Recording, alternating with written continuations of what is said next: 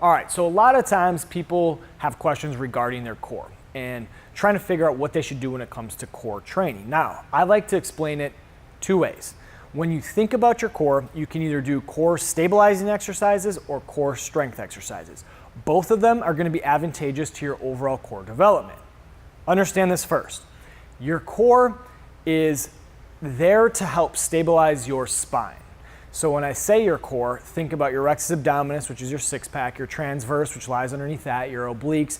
You're going to have your back, your multifidus, your QL. You might even include the glutes in there as well.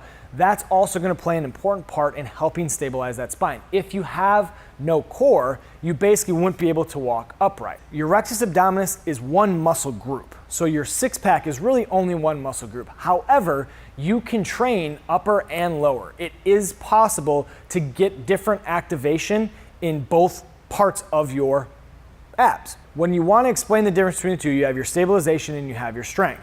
Think of like a pal-off press or a plank hold or anything where you're really just engaging and stabilizing that midsection. The other thing, when you think of like core strength, think of it as like a sit-up or a crunch or doing some sort of pull down with a rope to activate your abs. Now, another thing that people kind of get all up in arms about for whatever reason is that you shouldn't do a crunch because it's going to be bad on your back. Think of it this way.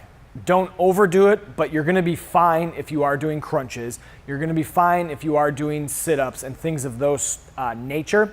However, if you do have back injuries or you do have a predisposition to having lower back or upper back, any type of spinal issue, then yes, there probably are better exercise and movements that you can do. But if you want to get in pissing matches about should you crunch and should you not, it's really missing the point because you can do both depending on the individual. So stabilization, strength.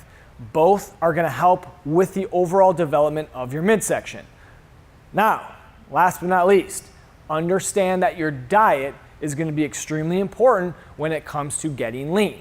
Everyone has a six-pack. Everyone has, the musculature already there waiting for you. You just might have a layer of subcutaneous fat or even more up over the top of that. Now, a good diet's going to consist of higher protein, minimal carbohydrates, and a good amount of fat mixed out throughout the day. You're going to want a good strength training program, maybe a little bit of cardio. All of that together can help you lose that body fat. I don't need to go into explanations as why you don't want to have excess body fat. There's enough research out there that shows too much body fat can cause you to have a whole host of health issues and obviously death. So if you can eliminate as much body fat as you possibly can around that midsection, you're going to set yourself up to potentially live longer, which is a good thing.